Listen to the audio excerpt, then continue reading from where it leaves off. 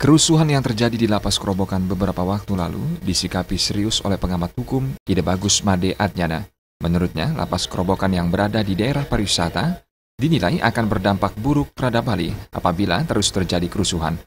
Upaya pencegahan yang perlu dilakukan adalah dengan memilah-milah jenis tahanan yang berada di lapas tersebut. Sebagaimana yang telah diketahui, kapasitas Lapas Kerobokan sudah sangat overload. Hal tersebut dirasa akan sulit untuk menjaga keamanan di LP tersebut secara maksimal.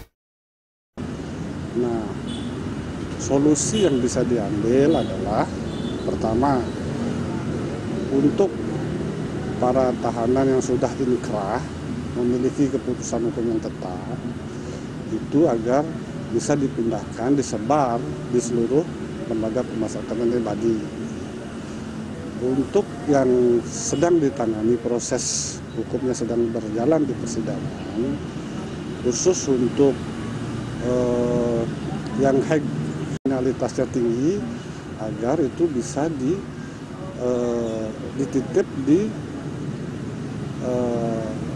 tahanan yang memiliki ruang tahanan yang memiliki tingkat pengamanan maksimum, seperti di ruang tahanan Brimob Polda Bali atau di ruang tahanan Pomdam.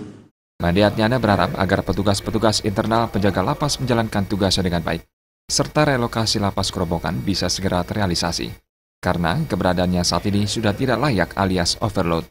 Andika dan Joka, Bali TV.